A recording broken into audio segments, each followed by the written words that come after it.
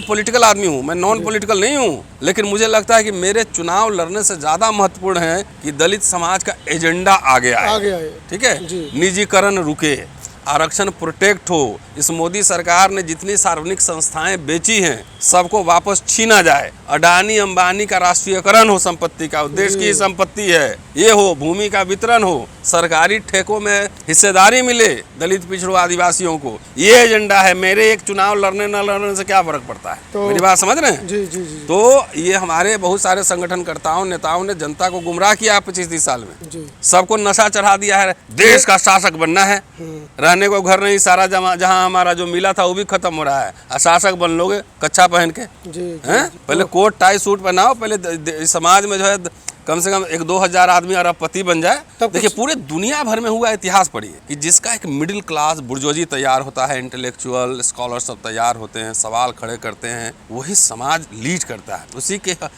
हिस्से में उसके अधिकार आते हैं। अमेरिका में ब्लैक सब ने कोई पार्टी बनाई है? जी नहीं है? नहीं। अमेरिका में जीव की कोई पार्टी है? उन्हीं पार्टियों में सुधार कर दिया उन्होंने।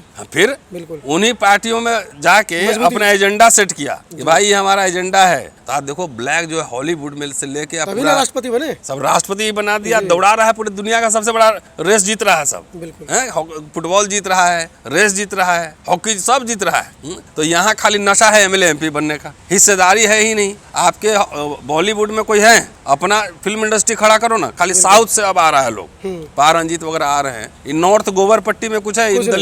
दलित लोग के पास कोई विजन है कि अपना बेटा बेटी को एक्टर मॉडल बनाते हैं, जरा गिटारिस्ट बनाते हैं, म्यूजिशियन बनाते हैं, वो गीत लिखेगा। गीत से भी तो बदलाव आते हैं ना, पेंटिंग से भी तो बदलाव आते हैं। एक पेंटिंग स्केच खाली बना दिया जाता है तो उसमें FIR हो जाता है जी। तो पेंटर भी बनाना है, ये सब बनाना है और उसको बहादुर बनाना है। ये गिरफ्तार हो तभी पेंटिंग बनाते रहना है, पीछे नहीं हटना, गिरफ्तारी से नहीं डरना, नहीं डरना है, बोलते रहना है।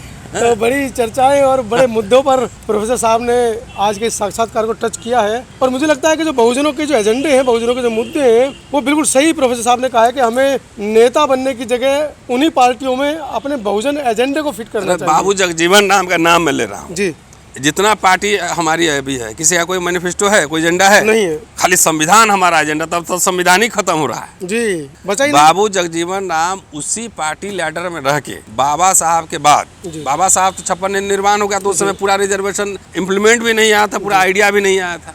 जगजीवन बाबा साहब के परिनिर्वाण के बाद सारे पब्लिक सेक्टर यूनिट बने, बैंक का नेशनलाइजेशन हुआ कि नहीं हुआ? बिल्कुल हुआ। किसने किया? इंदिरा गांधी ने किया। जमींदारी उन्मूलन किया जी। उसी जगजीवन बाबू ने उसी लेडर में रह के और जितना तरीके से रिजर्वेशन इम्प्लीमेंट करवा के लाखों दलितों की नौकरियां सुनिश्चित करवाई, लाखों लाख। तब जो आज आंकड़े आप देख रहे थे कि इतने अफसर हैं और इतने ये, तो कहाँ से आया? वहीं से। कहाँ? इसका जवाब जो ना हुक्मरान खाली बनने से थोड़ी आया, हुक्का पानी कहने से नहीं आया। इसके लिए एक बौद्धिक विमर्श पैदा किया जाता है, मोरल प्रेशर, आर्थिक स्थिति थोड़ी अच्छी हुई तब बने। वही लोग गाली दे रहा है आजकल। जो जगजीवन बाबू के एफर्ट से जितने लोग नौकरी में आए, चाहे रेल में आए, चाहे पोस्टल में आए, आज भी सबसे ज्यादा है उसी में। बिल्कुल, बिल्कुल। आज भी है। उसी के बच्चे जो है ना अब जीन्स टी शर्ट पहन के आए हैं, उन्हें पता ही नहीं है। वही गाली दे रहा है कि जगजीवन राम गद्दार था, उसको पता ही नहीं कुछ। जगजीवन बाबू के बारे में बाबा साहब कहीं लिखे हैं कि जगजीवन राम गद्दार हैं? कभी नहीं लिखे। वो कोई दिखा दे मुझे। बाबा साहब ने उनको ऐसा कहीं मैंने देखा था बाबा साहब की राइटिंग में या बाबा साहब की किसी जीवनी में कि बाबा साहब ने ही उनको कहा था कि आप कांग्रेस ज्वाइन करो, उसमें हमारे बहुजन एजेंडे को फिट करो। हाँ, तो वो आप देखो सवाल वही ना। अब इसको नशा जो चढ़ा हुआ है मिडिल क्लास को, वो गद्दार था, वो गद्दार था। अरे तो शर्ट कहाँ से पहना है? बिल्कुल है, पिताजी को नौकरी मिली होगी ना, उसके बाद शर्ट आप पक्का मकान में रहे होगे, चमकते हुए मकान में। तो बाबा साहब का एक्सटेंशन जगजीवन राम है। इसको ऐसे दलित समाज जब तक नहीं समझेगा ना तो हुक्का पानी करते रहोगे, हुक्का राम बन जाओगे, हुक्मरान नहीं बनोगे। सारे आंख के सामने तो खत्म हो रहा है, मोदी जी सब बेच रहे हैं, खत्म होगा तो जाके बचाओ ना। बिल्कुल नहीं बचाएंगे, नहीं सीधे संसद के गुंबद पर चढ़ के एकदम अमेरिका तक यहीं से दूरबीन से देखेंगे। नहीं तो ये नशा उतारना बहुत जरूरी है कि अपने एक बड़ा मिडिल क्लास तैयार हो, बच्चे हमारे आए, जर्नलिस्ट बने। अंग्रेजी बोलने वाला देखते हो कहीं दिखता है लिखने वाला? बिल्कुल है नहीं है। वो सब जाके बाबू बनता है, ऑफिस में काम करता है, इसे साइन करता है, फाइल्ड होता है। उसमें समाज को लीडर बनाना है ना, डीलर नहीं बनाना है। जो हमारा ब्राइट बच्चा जो बढ़िया मॉडर्न पब्लिक स्कूल में पढ़ के आया है, वो सब जाके बाबू बन जाता है। 60 साल बाद आता है कि हमको नेता बनाओ जी, माला पहनाओ। भाई एकेडमिक स्कॉलरशिप का काम बहुत 20-20 साल लगते हैं। एक वकील बनने में 20 साल की तैयारी होती है, अच्छे वकील बनने में।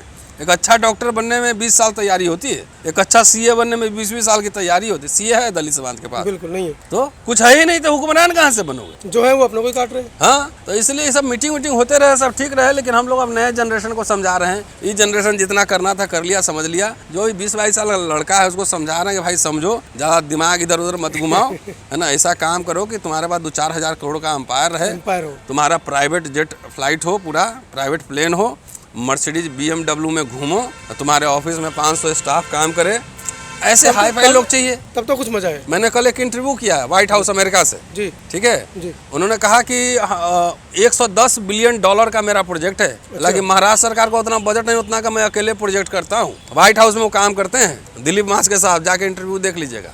वैसे लोग ना चाहिए कि पता लगा कि 20,000 करोड़ का प्रोजेक्ट हम चला रहे हैं। ये हुआ जाके चिंदी चोर टाइप से ऑफिस में बहुत सारे लोग काम करते हैं, 10 रुपया घूस लेने के आरोप में जेल चले जाते हैं। तो कैसा समाज बनाना है ये तय करना है ना। तो अब इन लोगों को जो हुक्मरान जिनको बनना है बनते रहे। हम अपने छात्रों को समझा रहे हैं, यंगस्टर को समझा रहे हैं। देखिए अमेरिका यूरोप में जो है ना एंटी कास्ट लॉ पास हो रहा है जी। और यहाँ बहुत लोग दांत पिजाए हुए हैं कि हिंदू राष्ट्र बनाएंगे, वर्ण व्यवस्था जाति व्यवस्था लागू करेंगे। तो अभी तो सीधा जो लड़ाई है वो मनुस्मृति बनाम संविधान की लड़ाई है। तो संगठन बने, लेकिन दलित समाज को राजनीतिक रूप से जागरूक करना।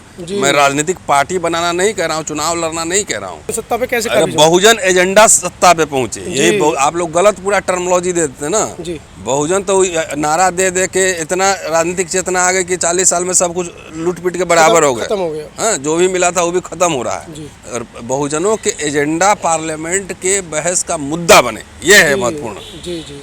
कौन वहाँ जाए नहीं जाए, तो जात जात का नेता बना हुआ है। सबको MLA MP बनना है तो भाई 545 ही सीट है ना जी। 545 तो सब जात का रिप्रेजेंटेशन दोगे तो सब जात तो 6,000 जातियाँ हैं, तो कितना 6,000 मेंबर है वहाँ पर नहीं है। तो भाई हमारे समाज को ये सोचना चाहिए कि जमात का नेता बनाओ। बाबा साहब महार के नेता थे कि जमात के नेता थे पूरे? जमात के। तो जो भी लगे कि ये आदमी, मान लो कि मनोज जो है संसद में या विधानसभा में जाके हमारे मुद्दों को अच्छे तरह से आर्टिकुलेट करके बेहतर रख सकता है, बोल सकता है, ये टिकाऊ होगा, बिकाऊ नहीं होगा, तो ऐसे लोगों को तलाश करो। नेतृत्व तो ऐसे लोगों को करना चाहिए। अब ऐसे लोग का कई तरह के लेयर से विडंबना है। हमारा पूरा जनरेशन जो है, जो ब्राइटेस्ट जनरेशन है, वो कोई पत्रकार नहीं बनना चाहता है ना, कोई बढ़िया वकील नहीं बनना चाहता है, कोई बढ़िया इंटेलेक्चुअल नहीं बनना चाहता है, कोई पब्लिक इंटेलेक्चुअल नहीं बन, सबको खाली बाबू बनना है। तो ये नशा भी तोड़ना पड़ेगा, उसको रास्ता दिखाना पड़ेगा कि भैया बाबा साहब ने जो हुक्मरान बनने का जो बात कही थी, तो उसकी तैयारी समाज को हुक्मरान बनना है। इसके लिए बहुत सारे इंटेलेक्चुअल चाहिए। जो थ्योराई बजट अभी आता है, दलितों पे कोई चर्चा भी नहीं होती, दलितों के हिस्सों पे कोई चर्चा नहीं होती, कोई क्रिटिक करने वाला है तो जनरेशन ऑफ इकोनॉमिक्स चाहिए हमें जी। अभी पूरे इकोनॉमिक्स ढूंढेंगे तो खाली सुखदेव थोराट साहब का नाम आता है। बाकी बच्चे जो स्टीफन सिंधु SRCC JNU पढ़ रहे हैं, कहाँ चले गए, कहाँ चले जाते हैं? IIM पढ़ के आज निकल रहे हैं, कहाँ गए? IIT में। तो सब लोग मिल के खाली नौकरी, सरकारी नौकरी जो कि अब है नहीं, 10 साल में धीरे धीरे वो इरेलेवेंट हो जाएगा, खत्म हो जाएगा। उसकी तैयारी में ज्यादा वक्त लगा रहे हैं। दलित संगठन तो सरकारी नौकरियां हैं नहीं, लेकिन वो तो एक रट्टा लगाए हुए हैं कि किसी तरीके से प्राइवेट सेक्टर में भी हमको रिजर्वेशन मिल जाए। नहीं, रिजर्वेशन सोल्यूशन नहीं है प्राइवेट सेक्टर जी। हिस्सेदारी चाहिए निजी सेक्टर में, संपत्ति में हिस्सेदारी चाहिए, सरकारी ठेकों में हिस्सेदारी चाहिए। हिस्सेदारी की बात करो ना। रिजर्वेशन में जाओगे तो क्लर्क की नौकरी पे लगा देगा वहाँ पर, GM थोड़ी बनावेगा वहाँ पे। GM नहीं बनाएगा। तो आप हिस्सेदारी मांगो। इसके लिए नया जनरेशन जो नए 20-22 साल के लड़के, उसको तैयार करिए, उसके माथे में डालिए कि तुमको इंडस्ट्रियलिस्ट बनना है, तुमको 5,000 करोड़ का अंपायर खड़ा करना है।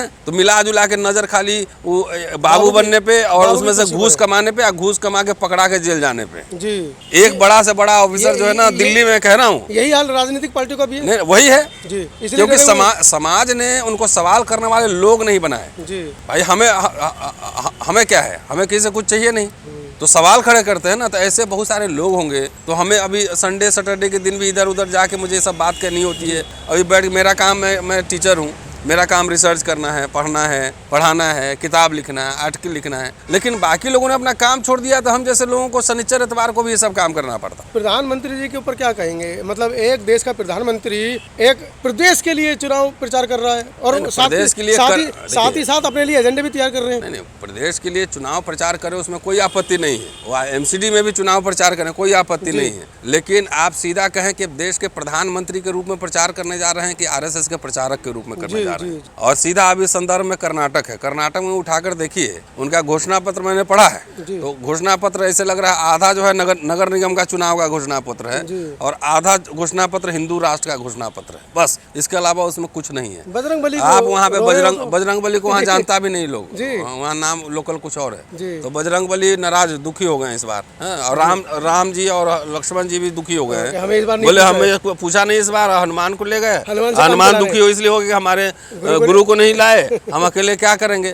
तो तीनों इस बार कर्नाटक में दुखी हो गए हैं, इसलिए उन्होंने अपना हाथ हटा लिया है। हाँ, और बोले कि मोदी गए, हाँ मोदी वहाँ हट जाएंगे कर्नाटक में। ये कई दिनों से मैं कह रहा हूँ लगातार, बड़ी भविष्यवाणी कर रहे हैं। अरे अभी तो शाम में देखिएगा, ये वीडियो तो चढ़ेगा लगता है रात में, अभी चढ़वाओ वीडियो, राष्ट्रद्रोह का केस चढ़ जाएगा, कोई बात नहीं, 2-4 और लग जाए, क्या फर्क पड़ता है। मोदी के खिलाफ बयान दे रहे हैं आप? नहीं, क्यों, और क्या, वो खुद आरएसएस के खिलाफ बयान दे रहे हैं, तो क्या हुआ, वो तो मैं तो बोलता रहता हूँ, उनको हरवाने की बात कर रहे हैं। हार गए, हरवाने की बात क्या कर रहा हूँ। तभी मैंने कहा आज अभी एक टेलीविजन पे था कि अगर कांग्रेस जीत भी जाए तब भी ईवीएम का मुद्दा हमारा बना रहेगा और इस पे हर समय बोलेंगे, जीते हारे इम्पोर्टेंट नहीं है, इम्पोर्टेंट है ईवीएम पे हम लोग बोलते रहेंगे, समझ गए। लेकिन वहाँ पे केरला स्टोरी भी फेल हो रहा है। आपने एक देश का प्रधानमंत्री जहाँ जा रहा हो और बजरंगबली हनुमान चालीसा और पढ़ रहा हो और केरला स्टोरी की बात कर रहा हो, तो ये समझिए कि पूरे देश का जीता है सबके वोट से और ईवीएम से। ईवीएम का हेरा फेरी है ना भाई, 370 सीट का पार्लियामेंट में, ये सुप्रीम कोर्ट में केस चल रहा है ना अभी वीवीपैट का तबाह। केरला स्टोरी पर तो दलितों की भी बहुत सारी प्रतिक्रियाएं आई हैं। हाँ। येदियुरप्पा जिन्होंने अपने स्तन काट के दे दिया था, हाँ। उसकी फोटोज वायरल हो रही है, तो वो ऐसे मुद्दों पर फिल्म नहीं बनती है। गुजरात फाइल्स में भी बनना चाहिए ना, बीबीसी का डॉक्यूमेंट्री क्यों बंद करवा दी जी, 400 महिलाएं, ये हाथरस फाइल्स भी बनना चाहिए, क्यों नहीं बनना चाहिए। तो ऐसे तो शुद्रादि राइजिंग क्यों बंद करवा दिए, तो उससे तो डर लगता है। असली स्टोरी तो वही है जी, असली कहानी वही है, बाकी फैब्रिकेटेड है, फैब्रिकेटेड है। और इसलिए कह रहा हूँ कि अभी कांग्रेस वहाँ जीत रही है, मैंने मैनिफेस्टो देखा है। अभी दलितों में जो चेतना आ रही है, नेता बनने की चेतना बढ़ी है, राजनीतिक चेतना घटी है। बाबा साहब इलेक्शन लड़ जीत के जितना काम किए कि ऐसे भी काम किए, आप मुझे बताओ पहले। बिल्कुल, मैं इतिहास का छात्र हूँ, इतिहास बता देता हूँ। वो प्रेशर बिल्डअप करके सारे अधिकार दिलवाए हैं जी। वो कांग्रेस से कॉन्स्टिट्यूएंट असेंबली में कांग्रेस के इस पे गए थे रिकमेंडेशन पर, उनकी पार्टी तो जीती नहीं चुनाव। अब वहां जाके कांग्रेस से प्रेशर बिल्डअप करके सारे रिजर्वेशन, सारे फंडामेंटल राइट्स अब दिलवाए उसमें। अभी दलितों में क्या है ना, राजनीतिक कॉन्शसनेस, अधिकारों की चेतना नहीं, खाली नेता बनने की चेतना ज्यादा है। मैं तो ये भी कह रहा हूँ ना कि इस समय अगर बाबा साहब होते ना तो सारे दलितों की पार्टी भंग कर देते जी, और सीधा एजेंडा पे जाते, दलित मैनिफेस्टो तैयार करते और पार्टी से बात करते कि भैया ये मेरा मैनिफेस्टो है, लागू करोगे तो हमारे समाज का वोट तुमको मिलेगा। बिल्कुल, जात जात की पार्टी बनने से हुआ ये है कि आपका वोट का कोई कीमत ही नहीं रहा, सिंगल आउट हो गए ना अकेले। तो ये तो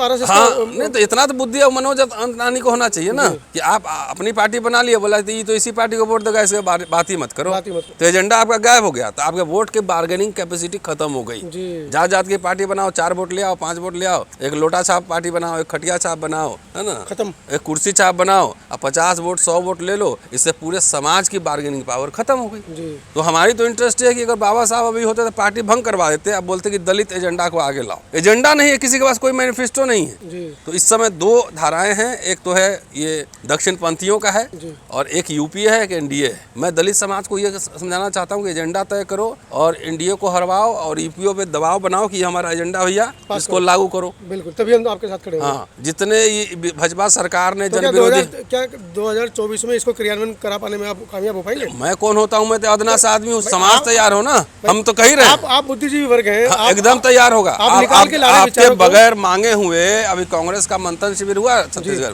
और मैनिफेस्टो देख लो कि सबका जो है SC ST और ओबीसी का रिजर्वेशन बोला 75% करेंगे कर्नाटक में। तो अब मैनिफेस्टो में डाल दिया, आप समाज जागृत हो, सरकार जैसे बने पीठ पे चढ़ जाओ, लगाओ 75%। बिल्कुल, दबाव बनाओगे तब ना, सोचो घर में ही बैठे रहे और हमको सब कुछ मिल जाएगा, तो ये थोड़ी मिलने वाला है। तो अगर जो मैनिफेस्टो में डाला है उसके पीठ पे चढ़ जाओ कि भैया हम वोट दिए थे, मेरा मैनिफेस्टो लागू करो, हमारे 500 बच्चों को विदेश स्कॉलरशिप दो पढ़ने के लिए, तब तो कामयाब हो सकते हैं। तो ये सब एजेंडा में नहीं है, खाली भाषण देने से क्या होगा। अच्छा संगठन बन रहा है, बात विमर्श हो रहा है, सब ठीक है, लेकिन हमारे लिए जो मैं समझ में कि हम ऐसा चाहते हैं तुम्हारे लिए भविष्य, तुम्हारे जेब में इधर से निकालो तो 10 MLA, उधर से निकालो तो 10 MP, ऐसा रहे, ऐसा बनो। सबको संसद में जाना क्यों जरूरी है, सब जेबी में 2-4 MLA MP लेके घूमो। शुक्रिया।